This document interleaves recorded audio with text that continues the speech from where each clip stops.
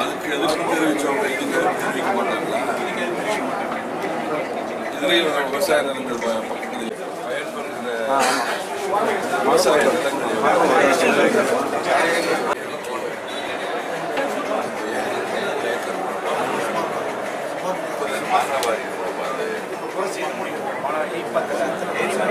பவித்திரம் கிராமத்துக்கு அருகில் பெரிய தாதம்பாளையம் ஏரி 300 ஏக்கர் பரப்புள்ள இந்த ஏரி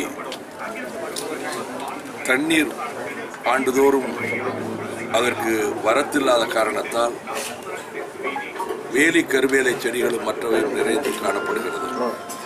அவர்கள் நீண்ட நாட்களாக விவசாயிகள் கோருகிற கோரிக்கை அமராவதி ஆற்றிலிருந்து தண்ணீர் கொண்டு வந்து நிரப்ப வேண்டும் என்று. இந்த பகுதி விவசாயிகளினுடைய கஷ்டம் நீங்கும். எனவே இந்த திட்டத்தை அரசு நிறைவேற்ற வேண்டும். ஆனால் அரசு இதுவரை செய்யவில்லை. மக்கள் நல கூட்டணி ஆட்சிக்கு வரும் இந்த திட்டத்தை நிறைவேற்றும். லோக்காயுக்தானா என்னன்னே தெரியாதவங்க லோக்காயுக்தான்னு பேசிட்டு இருக்காங்க. இவங்க ஆட்சியில் இருந்தப்ப அவர் என்ன செவ்வாய் கிரகத்தில் இருந்தாங்களா? முக ஸ்டாலின் அப்ப நாட்டிலே இல்லையா? ஜனங்களை ஏமாத்துறதுக்கு ஒரு லிமிட் உண்டு.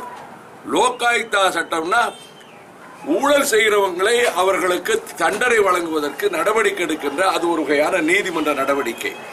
இவர்கள் ஆட்சியில் இருந்த போது அதற்கான எந்த முயற்சியும் எடுக்காமல் எப்படி மதுவை கொண்டு வந்து தமிழகத்தை சீரழித்ததனுடைய முழு பொறுப்பும் கலைஞர் அவர்களுக்கு உண்டோ, இப்பொழுது திடீரென்று ஞானோதயம் வந்ததை போல நாங்கள் மதுவிலக்கை கொண்டு வருவோம் என்று நாட்டு மக்களை ஏமாற்றுகிற வேலையில் ஈடுபட்டிருக்கிறாரோ அதே போலத்தான் லோக்காயுக்தா பற்றியும் ஸ்டாலின் அவர்கள் கூறுவது பொதுமக்களை ஏமாற்றுகிற வேலை.